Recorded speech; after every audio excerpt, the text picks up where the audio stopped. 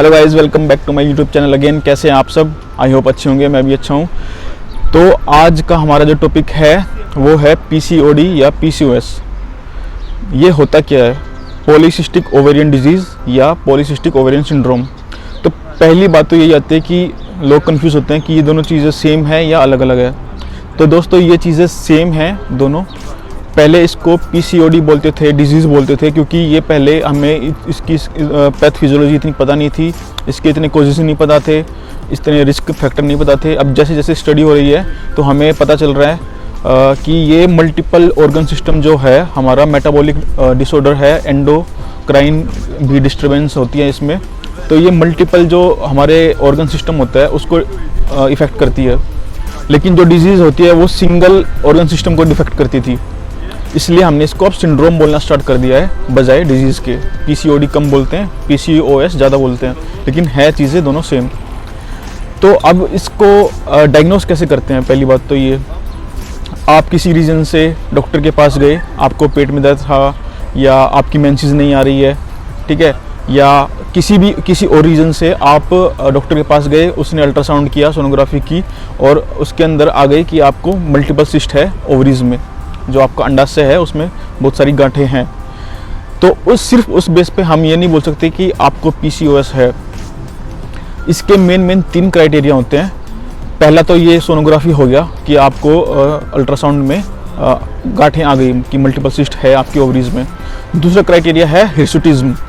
Hirsutism क्या होता है कि आपको facial hair, unwanted facial hair आने स्टार्ट हो जाएंगे, जैसे मेल्स को आते हैं, लड़कों को आते हैं। तो अपर लिप्स पे, चिन पे, चेस्ट पे और निप्पल के चारों तरफ आपको अनवांटेड जो हेयर होते हैं डेवलप होने शुरू हो जाएंगे। यूजुअली फीमेल्स को नहीं आते इन जगहों पे, लेकिन फिर आने स्टार्ट हो जाएंगे अगर आपको ये प्रॉब्लम है तो। और तीसरा क्राइटेरिया है कि आपके जो है जो ओव्यूलेशन है या जो मेंसेस होती है वो बहुत ज़्यादा इरेगुलर होनी स्टार्ट हो जाएगी।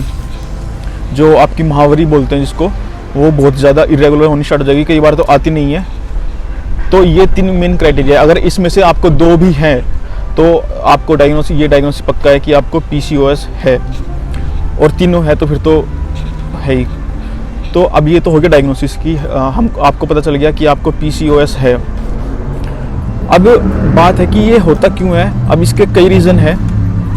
एक तो जेनेटिक प्रीडिस्पोजिशन की वजह से होता है कि आपकी फैमिली हिस्ट्री है कि आपकी मदर को या आपकी सिस्टर को, जो फर्स्ट डिग्री रिलेटिव बोलते हैं इनको, अगर उनको पीसीओएस या पीसीओडी है तो आप भी रिस्क पे है कि आपको हो सकता है, लेकिन ज़रूरी नहीं है, लेकिन रिस्क है, एक चांस है।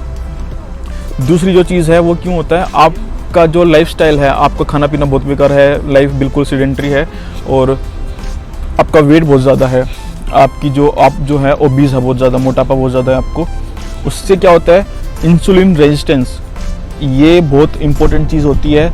इंसुलिन रेजिस्टेंस बहुत अगर आपको है तो चांसेस है कि आपको पीसीओडी डेवलप हो जाएगा। और अगर इंसुलिन रेजिस्टेंस है तो और मोटापा है आपको, तो चांसेस है कि आपको फिर डायबिटीज़ भी डेवलप हो सकता है।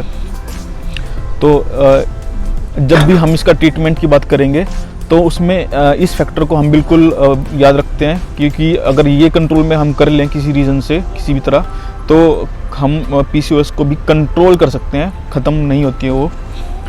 तो दूसरा फैक्टर हो गया ये। अब तीसरा होता है इडियोपैथिक, अननोन कॉज, हमको पता ही नहीं होता कि क्यों होता है। तो ये तो हो गई इसकी डायग्नोसिस, हो गया, कॉज हो गया। अब बात करें अगर हम ट्रीटमेंट की, तो इसका ट्रीटमेंट अलग अलग होता है। ये नहीं है कि आपने ये दवाई ली तो आपका ट्रीटमेंट फिक्स हो गया कि आप ठीक हो ही जाएंगे, ऐसा नहीं होता है। इसका ट्रीटमेंट डिपेंड करता है कि आप किस टाइप का ट्रीटमेंट चाहते हैं। अगर आप अपने फेशियल हेयर के लिए ट्रीटमेंट चाहते हैं या एक्ने के लिए ट्रीटमेंट चाहते हैं, उसका ट्रीटमेंट अलग होगा।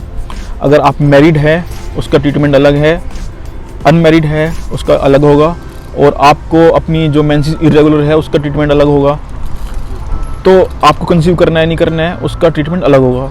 तो आपकी रिक्वायरमेंट के अकॉर्डिंग ट्रीटमेंट चेंज होगा यहाँ पे, आपकी कंडीशन के अकॉर्डिंग। लेकिन उस समय कॉमन ये होगा कि आपको अपनी डाइट और अपना जो है एक्सरसाइज का ख्याल रखना है। अगर ये डाइट और एक्सरसाइज नहीं की आपने सही से, तो कोई भी ट्रीटमेंट इफेक्टिव नहीं होगा। और एक्सरसाइज का मतलब ये नहीं है कि आप थोड़ा चल लिए पार्क में, थोड़ी बहुत आपने स्ट्रेचिंग कर ली, वो एक्सरसाइज काम इतनी इफेक्टिव नहीं होगी। आपको एरोबिक एक्सरसाइज करनी पड़ेगी जिसमें आपकी हार्ट बीट तेज़ हो, दिल की धड़कन बढ़े आपको पसीना आए, इस टाइप की एक्सरसाइज आपको करनी पड़ेगी।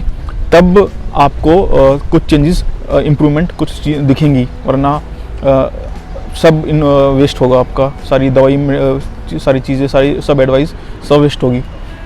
और दूसरी चीज़ ये है कि आपको अपनी डाइट में क्या है, फाइबर बढ़ाना है। ग्रीन लीफी वेजिटेबल्स होती हैं, साग सब्जी जो है ग्रीन जो होती है वो ज़्यादा खानी है आपको, फाइबर वाली चीज़ें, प्रोटीन ज़्यादा लेना है।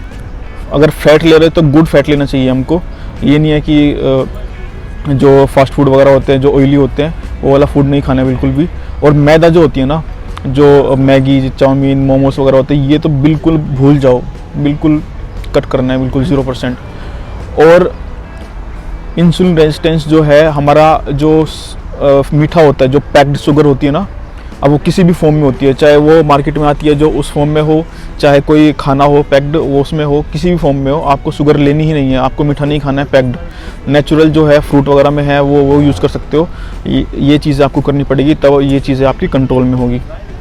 तो ये एक बहुत बड़ी प्रॉब्लम है, वर्ल्ड वाइड है, आप इसको कंट्रोल कर सकते हो। तो दोस्तों जो ये डिस्कशन है ये बड़ा लेमन लैंग्वेज में है, बड़ा स्ट्रेट फॉरवर्ड है, कुछ ज़्यादा इसमें ये नहीं है कि आपको बहुत ज़्यादा मेडिकल नॉलेज होनी चाहिए या बहुत ज़्यादा साइंटिफिक नॉलेज होनी चाहिए, ऐसा कुछ नहीं है। तो अगर आपको साइंटिफिक या मेडिकल नॉलेज बेस पे और ज़्यादा जानना है तो उसके लिए बहुत बड़ी वीडियो हो जाएगी।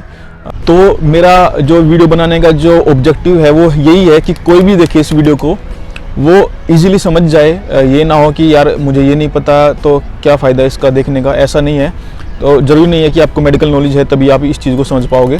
तो बड़ा सिंपल सी चीज़ थी, और लेकिन इम्पोर्टेंट चीज़ है। अगर आपके रिलेटिव में या आपके जान पहचान में, आपके दोस्तों में कोई ऐसे सिम्टम वाला या ऐसी चीज़ों वाला है तो उसको ये वीडियो फॉरवर्ड कर दीजिए, ये उसके लिए बड़ा हेल्पफुल होगा।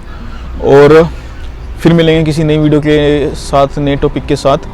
और आपको अगर किसी एक पर्टिकुलर चीज़ के बारे में जानना हो तो आप मुझे कमेंट कर सकते हैं या मुझे DM भी कर सकते हैं, मेरा डिस्क्रिप्शन में मेरा नंबर भी है। और आज के लिए इतना ही, thanks for watching, thank you, like share subscribe कर दीजिए, bye bye, thank you, take care.